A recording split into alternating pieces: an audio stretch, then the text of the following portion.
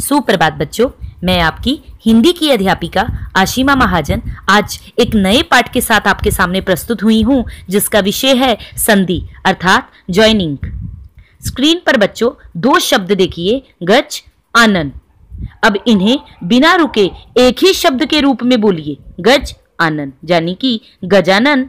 आपने देखा गज का अंतिम अ और आनन का आरंभिक आ मिलकर आ बन गए, इसे ही संधि कहते हैं। तो दो वर्णों के मेल से हुए विकार को संधि कहते। संधि शब्द के तीन अर्थ हैं, जोड़, मेल, समझौता। दो वर्णों के परस्पर मेल से जो परिवर्तन होता है उसे संधि कहते हैं। अतः पास पास के वर्णों का वह पारस्परिक मेल जो परिवर्तन उत्पन्न कर देता है संधि कहलाता है। जैसे परीक्षा, धन, अर्थी। परीक्षार्थी यानी कि आ, परीक्षा का जो बड़ा आ है वो अर्थी के आरंभिक अ से मिलकर बड़ा आ बन गया, परीक्षार्थी। संधि विच्छेद। अब मैं ये भी बता दूं कि संधि विच्छेद किसे कहते हैं। संधि से बने शब्दों को अलग अलग करना संधि विच्छेद कहलाता है। जैसे विद्यालय, विद्यालय में संधि विच्छेद करेंगे तो हम पाएंगे विद्या धन आल्य, विद्या प्लस आल्य। तो प्लस को हम हिंदी में धन कहते हैं, विद्या धन आल्य। संधि के भेद। संधि के निम्नलिखित तीन भेद हैं, स्वर संधि, व्यंजन संधि, विसर्ग संधि। पहले बात करेंगे स्वर संधि के बारे में। स्वर जो मैंने आपको पिछले पाठ में भी समझा दिए थे, पिछली वीडियो में भी समझा दिए थे। दो स्वरों के मेल से होने वाले परिवर्तन को बच्चों स्वर संधि कहते हैं। स्वर संधि के निम्नलिखित पांच भेद हैं। पहला है दीर्घ संधि, फिर है गुण संधि, तीसरा है वृद्धि संधि, उसके बाद यण संधि और फिर अयादि संधि। इन सब की हम इजी ट्रिक्स और क्या कह सकते हैं नियम वो सीखेंगे, ताकि आप ह्रस्व स्वर और दीर्घ स्वर में उलझे ना रह जाएं। जैसा कि किताबों में लिखा जाता है, आप सिंपल ट्रिक्स और सिंपल नियम सीखेंगे संधि को पहचानने के और संधि विच्छेद करने के। दीर्घ संधि। दीर्घ संधि को पहचानने के लिए वैसे तो अक्सर बताया जाता है कि ह्रस्व स्वर अ अगर दीर्घ स्वर अ से मिल जाए तो दोनों मिलकर आ बन जाता है, यानी कि अ धन अ इक्वल टू बड़ा आ, इस तरह। लेकिन हम आपको ज्यादा नहीं उलझाएंगे और आपको छोटा सा समझाती हूं मैं कि दीर्घ संधि को पहचानने के लिए सबसे पहले दीर्घ का मतलब समझिए। दीर्घ का अर्थ होता है बड़ा, इसलिए बच्चों यहाँ पे सारी मात्राएं जो है वो बड़ी ही नजर आएंगी आपको। आप कोई भी उदाहरण उठा लीजिएगा, जब भी आप उसका संधि विच्छेद पाएंगे आप देखिएगा संधि विच्छेद से पहले जो संधि बन के आई है उसमें बड़ी मात्रा ही नजर आएगी। कैसे? वेद प्लस अंत क्या बना? वेदांत, तो इसमें बड़ी आ की मात्रा। पुस्तक प्लस आल्य, पुस्तकाल्य, बड़े आ की मात्रा। कवि प्लस इंद्र, बड़ी ई की मात्रा, कवींद्र। मुनि प्लस ईश, बड़ी ई की मात्रा, मुनीश। चाहे छोटा अ प्लस अ ले लीजिए, चाहे छोटी ई प्लस छोटी ई ले लीजिए, चाहे बड़ी ई प्लस बड़ी ई ले लीजिए, बनेगी मात्रा बड़ी ही। जैसे आपने लिया वधु प्लस ऊर्जा, वधुर्जा, यानी कि बड़ा ऊ प्लस बड़ा ऊ ले लीजिए, चाहे छोटा ऊ प्लस बड़ा ऊ ले लीजिए, बनेगा क्या? दीर्घ मात्रा, वधुर्जा। दीर्घ संधि के बाद बात करेंगे गुण संधि। उसी तरह गुण संधि को पहचानने के लिए मैं आपसे ना तो ये कहूंगी कि अ आ के आगे ई आए तो दोनों के मिलने से ए बनता है, अ आ के आगे ऊ आए तो इसमें कंफ्यूज मत होइए। सीधा ध्यान रखिए, गुण का मतलब उसमें कोई गुण होना चाहिए, और गुण ये है कि इसमें आपको एक मात्रा ही नजर आएगी। कोई भी वर्ड बने उसके ऊपर एक ही मात्रा नजर आएगी। कैसे? देखो, देव प्लस इंद्र, देव प्लस इंद्र, व का अ और इंद्र, इंद्र का ई, तो अ प्लस ई क्या बना? ए, जैसा कि मैंने आपको पहले समझाया। तो वर्ड बन गया आपका देवेंद्र। लोक प्लस ईश, लोकेश, तो एक मात्रा ऊपर नजर आई। राजा प्लस इंद्र, राजेंद्र, तो गुण संधि में एक ही मात्रा ऊपर नजर आती है। लंका प्लस ईश्वर, लंकेश्वर। सूर्य प्लस उदय, सूर्योदय। देव प्लस ऋषि, देवर्षि, क्योंकि अ प्लस ऋषि का स्वर जुड़ने पर वो अर बन जाता है और आ प्लस ऋषि जुड़ने पर भी अर बन जाता है। ध्यान से आप इन्हें पढ़िए, ध्यान से इन्हें समझिए, प्रैक्टिस कीजिए, तभी ये चीजें बेटा आपको आएंगी। वृद्धि संधि। वृद्धि से ही आपको कुछ पता चल रहा होगा। वृद्धि संधि में यही बात ध्यान रखी है कि यहां पर जब भी कोई शब्द बनेगा उसमें दो मात्राएं ही आएंगी। वृद्धि हो गई ना, तो वृद्धि का मतलब बढ़ना किसी चीज का, तो मात्रा बढ़ गई। देखो कैसे, हित प्लस एशी, हितैषी, दो मात्राएं आ गई ऊपर। जहां भी दो मात्राएं नजर आ जाएं समझ लेना वो वृद्धि संधि है। तथा प्लस एव, तथेव। परम प्लस औषध, परमोषध, बन गया वृद्धि संधि, समझ में आ गई। महा प्लस ओजस्वी, महोजस्वी, यानी कि दो मात्राएं जहां भी नजर आ जाएं समझ लेना वहीं पर वृद्धि संधि है। यण संधि, यण संधि में आप देख लो, य व र, इन तीन वर्णों के पहले आधा शब्द जरूर दिखाई देगा, और जहां भी आधा शब्द जरूर दिखाई दे जिससे हम पहचान लें कि यह यण संधि है। कैसे, देखो इत्यादि में, इत्यादि में आपको य से पहले बच्चों आधा त शब्द नजर आ रहा है, यानी कि य वर्ण से पहले आधा शब्द बना हुआ है त। इत्यादि में य से पहले आधा शब्द त बना, तो यहां हो गई यण संधि। अति प्लस आचार, अत्याचार, अत्याचार में देख लो य से पहले आधा त है, तो तोड़ेंगे कैसे, अति धन आचार, ठीक है।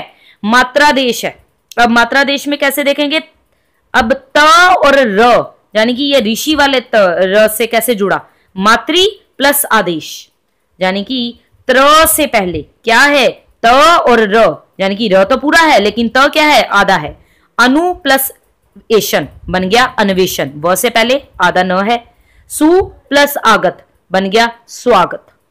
कोई कंफ्यूजन बच्चों हो तो कमेंट बॉक्स में लिख दीजिएगा।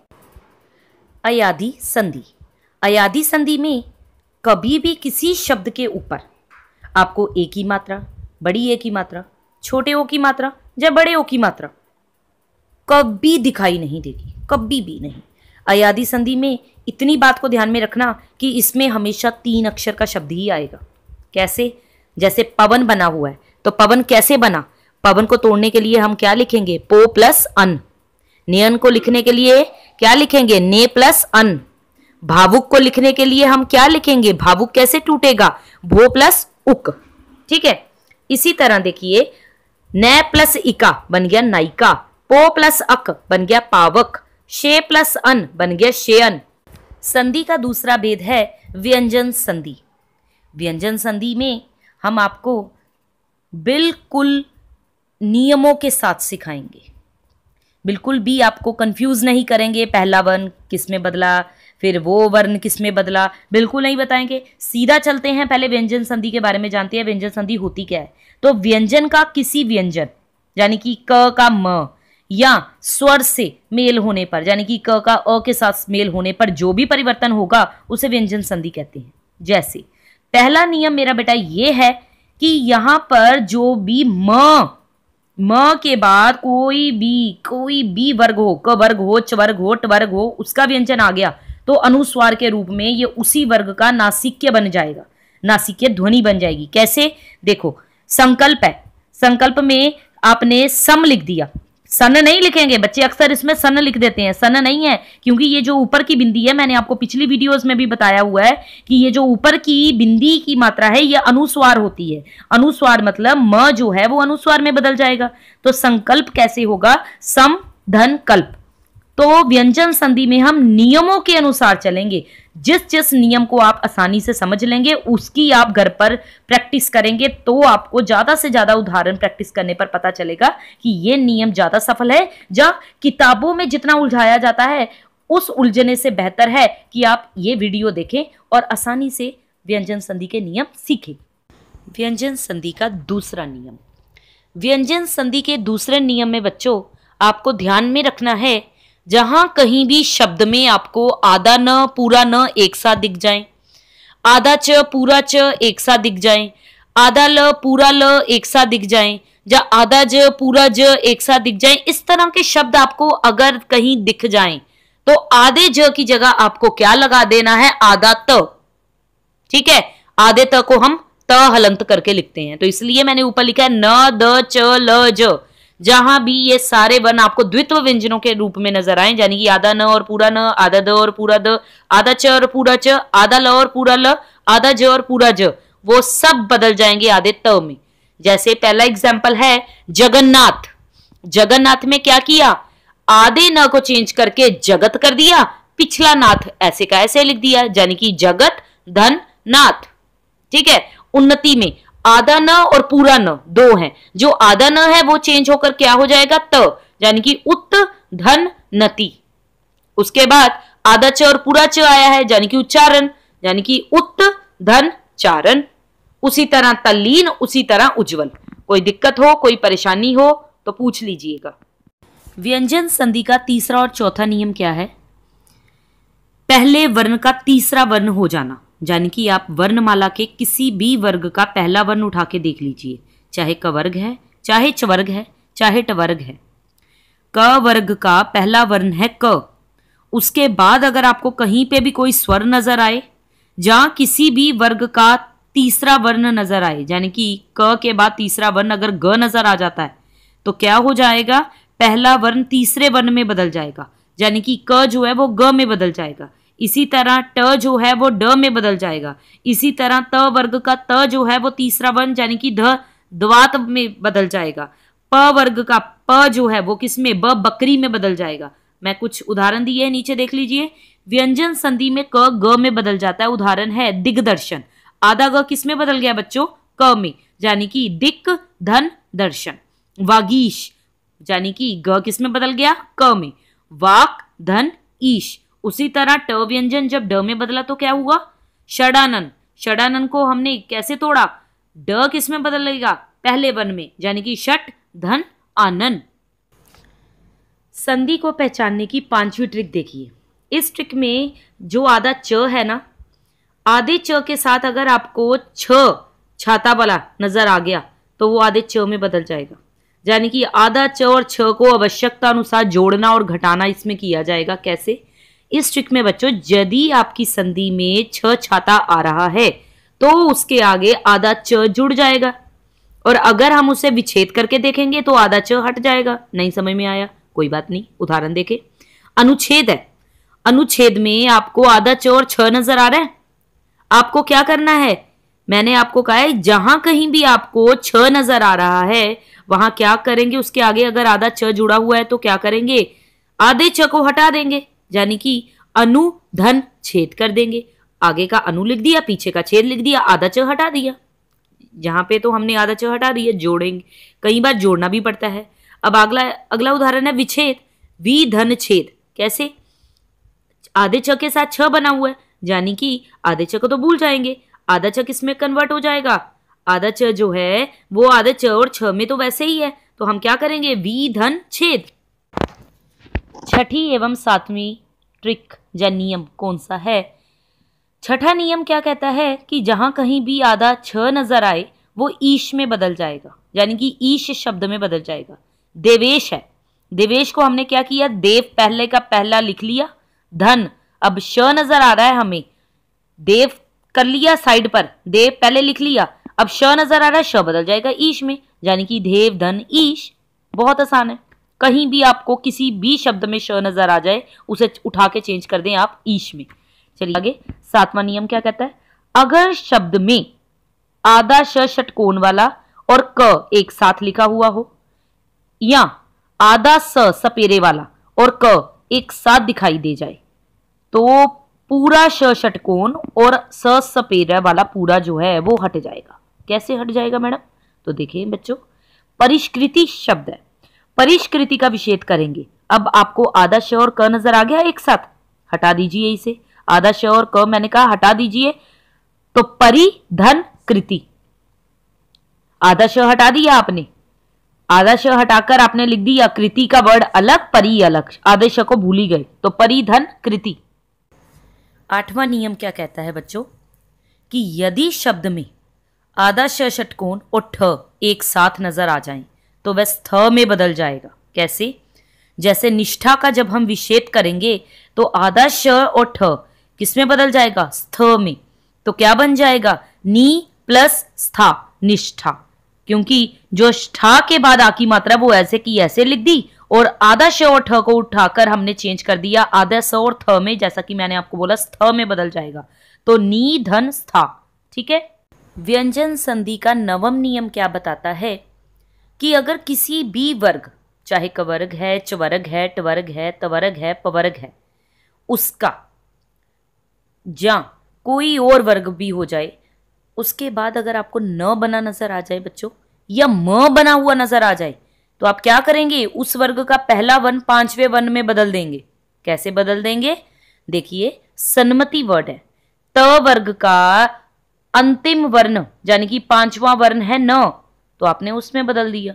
आपको नजर आ गया म, आपको म नजर आ गया, यानी कि आपने क्या किया, आधे न को बदल दिया त में, सत धन मति। उसी तरह क वर्ग का अंतिम, क वर्ग का अंतिम पांचवा वर्ण क्या है, अंगा, तो आपने क को उठा के किसमें चेंज कर दिया, अंगा में, तो वांग्मेय बन गया, वाक धन मेय वांग्मेय। और वांग्मेय को तोड़ेंगे तो अंगा को किसमें चेंज कर देंगे, पहला वर्ण, यानी कि वाक धन मेय। ठीक है।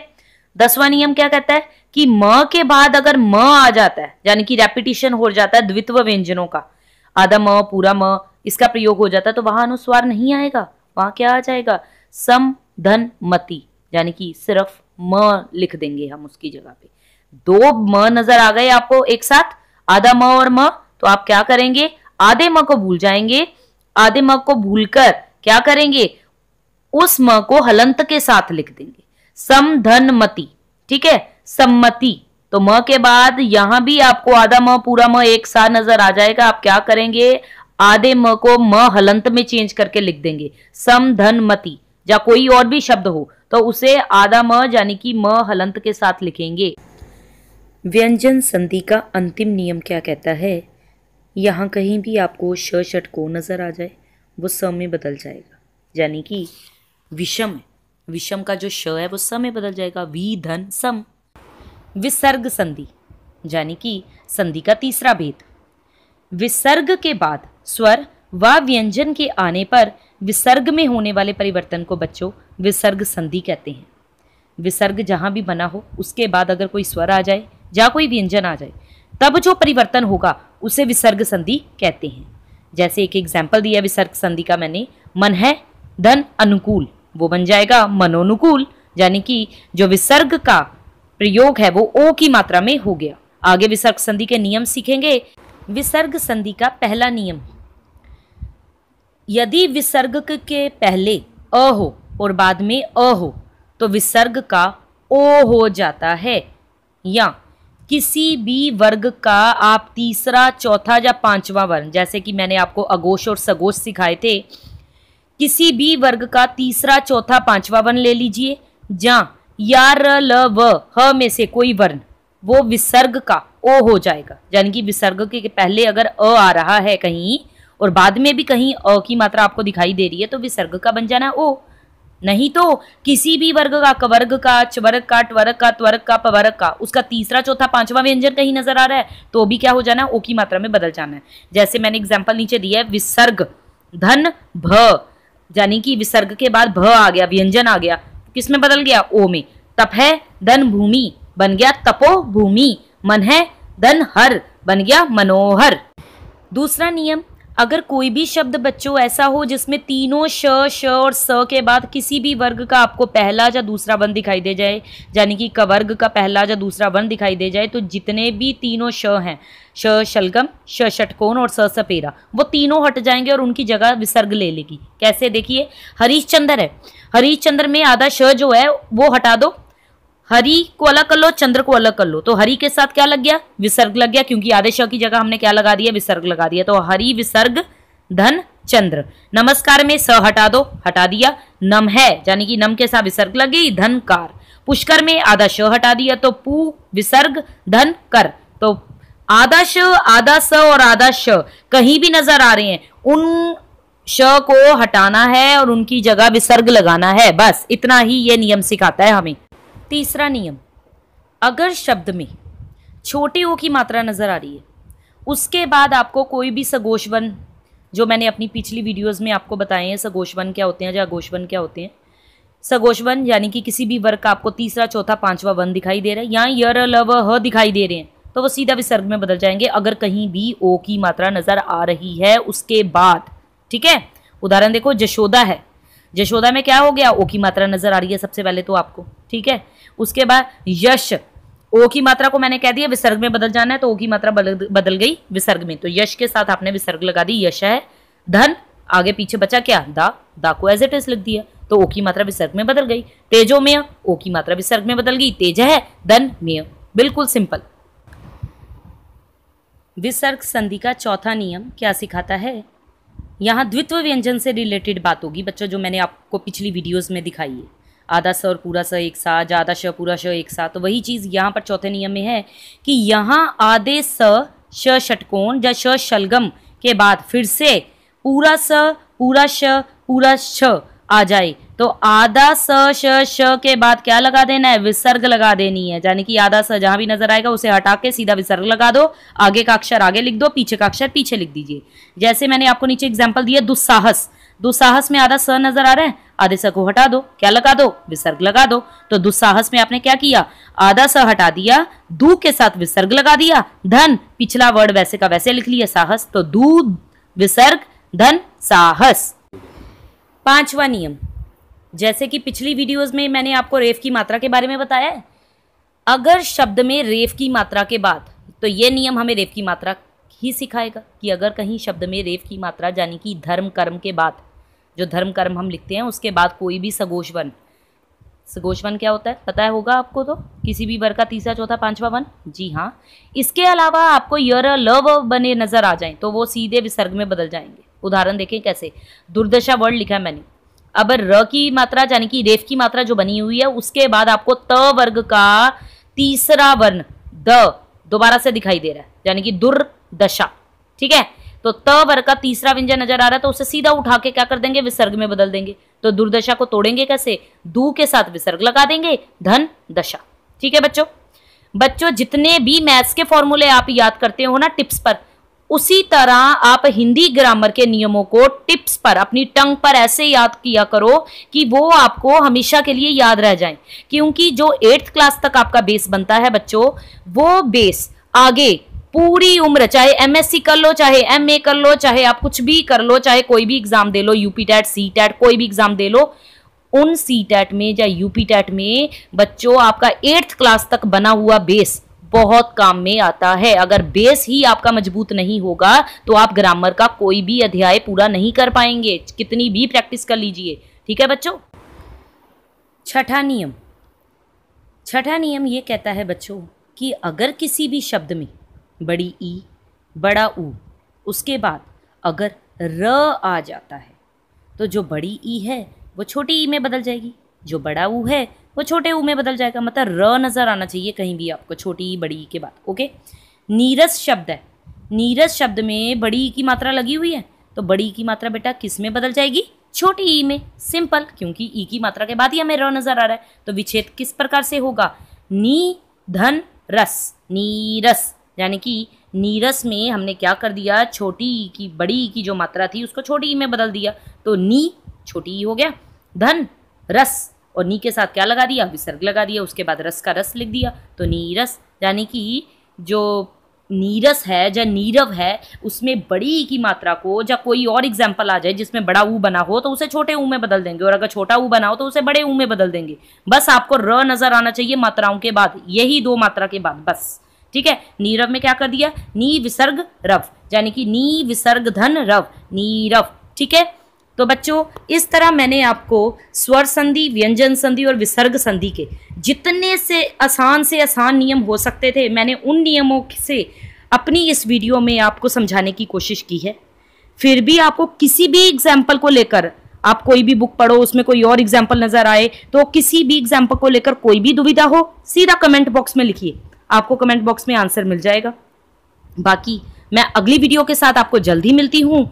उम्मीद करती हूँ आपको ये वीडियो बहुत पसंद आया होगा और आपके लिए ये वीडियो बहुत फायदेमंद रही होगी, ठीक है। अगली वीडियो मेरी समाप्त पे होगी। टिल देन गुड बाय, धन्यवाद।